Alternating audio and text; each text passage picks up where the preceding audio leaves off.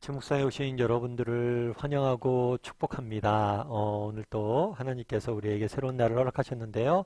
새로운 날을 걸만 새로운 날을 허락하실 줄 믿습니다. 특별히 오늘은 이번 한 주의 첫날이죠. 또 이번 한 주간 이렇게 아침 묵상을 시작했을 때 하나님께서 우리의 삶의 차이를 만드시고 더욱 귀하게 한 주간을 인도해 주실 줄 믿습니다. 오늘은 고넬료가 베드로를 청하다라는 제목을 가지고 사도행전 10장 1절부터 23절까지 말씀을 좀 살펴봤으면 좋겠습니다. 먼저 1절과 2절 말씀 같이 한번 읽어볼까요? 같이 읽도록 하겠습니다. 가이사라에 고넬료라 하는 사람이 있으니 이달리아 부데라 하는 군대의 백부장이라. 그가 경건하여 온 집안과 더불어 하나님을 경외하며 백성을 많이 구제하고 하나님께 항상 기도하더니. 네, 가이사라라는 도시가 나와요. 그러니까 지금 배경이 뭐냐면 베드로가 사마리아에 왔다가 예루살렘에 돌아가기 전에 유대와 사마리아 여러 지역을 다니면서 믿는 사람들을 격려하고 세워주고 그들의 아픔을 살피는 그러한 순회 이렇게 전도를 이렇게 다닐 때였어요. 그때 가이사라는 지방에 누가 있었냐면 고넬료라라는 사람이 등장을 합니다. 그럼 이 사람은 어떤 사람이었을까요? 이탈리아라고 되어 있는데 이탈리아 로마의 군대의 뭐예요? 백부장이다라고 써있어요. 백부장은 100명의 군대를 거늘 수 있는 지위죠. 그러니까 굉장히 높은 지위에 로마 관직에 있는 사람임을 우리는 알 수가 있어요. 근데 재미있는 것은 그가 뭐 했다고 했어요? 경건하여 온 지방과 더불어 하나님을 경외하고 믿었다라고 이야기를 하고 있습니다. 그래서 우리는 사실은 성경에 보면 이렇게 하나님을 믿는 사람들 이 자주 등장을 해요. 그래서 이 사람도 믿는 사람 중에 한 명이구나 라고 생각하기 쉽습니다. 하지만 이것은 쉬운 문제가 아니에요. 이 사람 같은 고넬료 같은 경우에는 누구예요? 로마 사람이 로마 사람. 유대인들의 입장에서 이방인이에요. 게다가 이 사람은 굉장히 높은 지위에 있어요. 어쩌면 이 사람 입장에서는 자기가 로마잖아요. 유대인들은 어떤 사람이 자기가 지배하는 피지배 계급이에요. 그 사람들이 믿는 종교에 이 사람들이 관심을 가질 이유가 없어요. 그리고 뭐라고 했어요? 특별히 높은 지위에 있죠. 훨씬 더 교만해지기 쉬운 자리에 있는 사람. 그럼에도 불구하고 뭐란 거예요? 예수님을 믿었다라고 되어 있어요. 참 우리도 이 고넬료와 같은 믿음이 우리에게 있었으면 좋겠어요.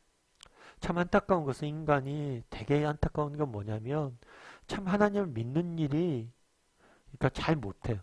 왜 못할까요? 정말 인간의 지식이나 지혜나 능력이 얼마나 보잘것없어요.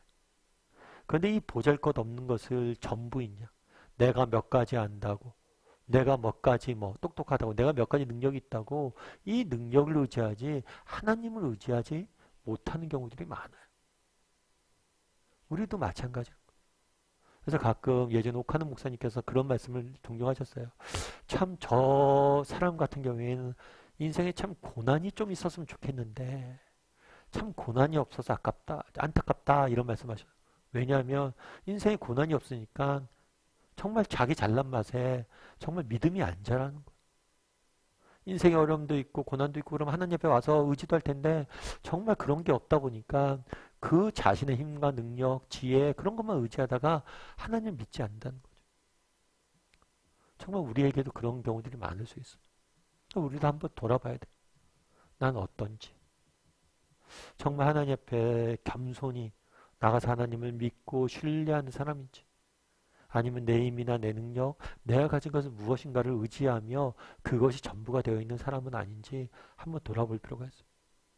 고넬료 같은 경우에는 굉장히 높은 지위에 있었고 정말 당대 제국을 전 세계를 호령하던 로마에 정말 높은 지위에 있는 사람이 그럼에도 불구하고 겸손히 하나님을 섬기고 하나님을 경외하는 모습들을 보게 되죠.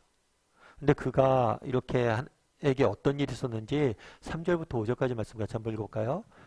같이 읽도록 하겠습니다. 하루는 제 9시쯤 되어 환상 중에 밝히 보매 하나님의 사자가 들어와 이르되 고넬료야 하니 고넬료가 주목하여 보고 두려워 이르되 주여 무슨 일이니까? 천사가 이르되 내 기도와 구제가 하나님 앞에 상달되어 기억하신 바가 되었으니 내가 지금 사람들을 요바에 보내어 베드로라 하는 시몬을 청하라.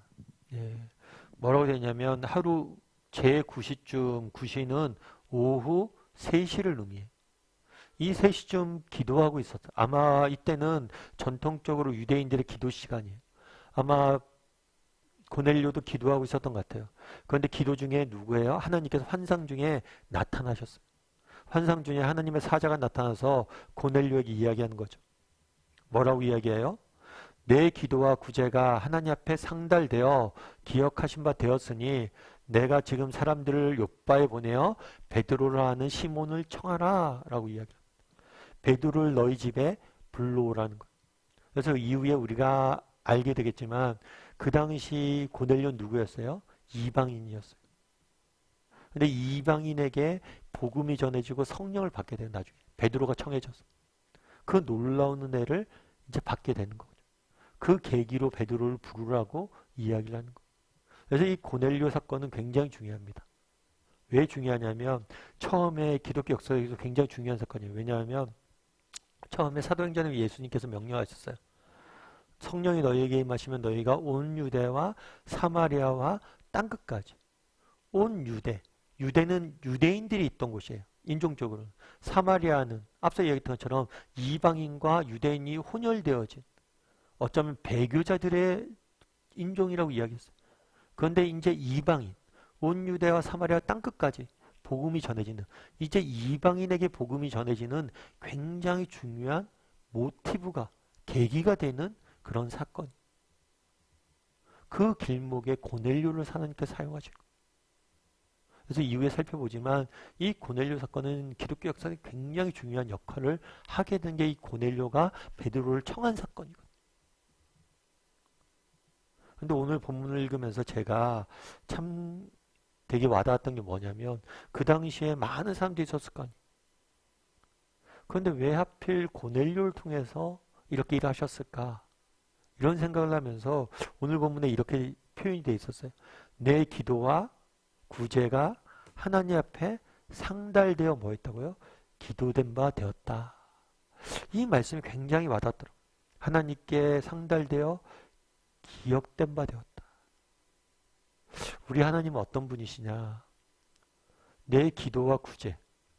우리가 생각하기에는 이 고넬료에 대해서 어쩌면 이방인이잖아요. 로마 사람이잖아요. 유대인들의 입장에서는 얼마나 원수 같은 존재예요. 왜냐하면 자기를 지배하니까. 일제시대 때 우리나라를 뭐 한 거예요? 일본 지배했잖아요. 그랬을 때 우리가 일본을 얼마나 원수처럼 여겨요. 그래서 일본 사람들은 가위바위보도 지면 안 된다 이런 얘기하죠. 그만큼 원수처럼 여겨졌던 사람들이. 그래서 저들은 어쩌면 그가 믿음을 갖는다 해도 유대인들의 입장에서는 이방인 기도는 하나님 안 들으신다 생각했을지 몰라요.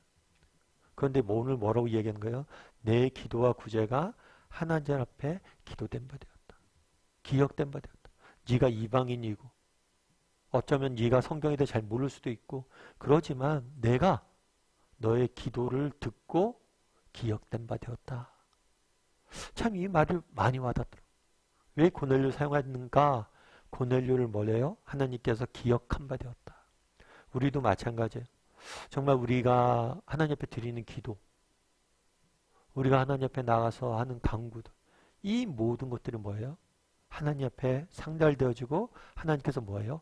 기억하신다, 기억하신다. 이 사실을 잊지 않았으면 좋겠어요.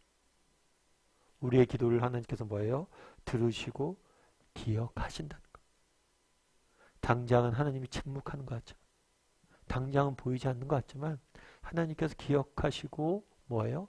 다 때가 되면 갚아주실 거라는 거예요. 여러분 링컨 대통령을 아시죠? 링컨 대통령은 미국에서 가장 존경받는 대통령으로 알려져 있어요. 지금까지도 많이 알려져 있죠. 근데 사실은 링컨 대통령 같은 경우에는 재임 시절에 쉽지만 않았어요. 왜냐하면 결국에 링컨 대통령 같은 경우에는 암살당하기도 했죠. 링컨 대통령 같은 경우에는 그 당시에 굉장히 국가적으로 어려운 일이 있었어요. 어떤 일이 있었냐면 노예 문제가 걸려 있었죠. 그래서 이 노예 해방을 위해서 정말 링컨 대통령은 노력을 했고 결국엔 뭐까지 했어요? 남북 전쟁까지 일어나게 된 거죠. 그래서 서로가 죽고 죽이는 그런 전쟁들이 있었죠. 근데 이 전쟁 가운데 어떤 일이 있었냐면 처음에는 남군이 훨씬 더 강했어요. 그런데 북군이 남군과 전쟁할 때 굉장히 위기에 몰리게 됐죠. 그랬을 때 이제 참모들이랑 회의하는 거죠. 회의할 때 어떤 사람이 그랬다고 그러죠. 우리 함께 기도합시다. 뭘 위해서 기도하냐면 하나님이 우리를 도와달라고 기도합시다. 라고 하면서 링컨에게 말한 거죠. 하나님께서 우리의 편이겠죠. 그래서 링컨이 그런 얘기를 했다고 그러죠. 글쎄요. 제가 관심 있는 것은 하나님이 우리의 편인지가 아니라 내가 하나님의 편인지가 관심이 있습니다. 우리가 정말 하나님 앞에서 정말 정직히 하나님 편에 서고자 한다면 하나님께서 우리를 돕지 않겠냐는 거죠. 중요한 건 우리가 누구의 편이냐. 이게 훨씬 더 중요하다. 우리가 얼마나 하나님을 바라보고 하나님을 향해 나아가느냐. 그것이 중요하다고 이야기했다. 참 그 말이 굉장히 저는 마음에 와닿더라고요.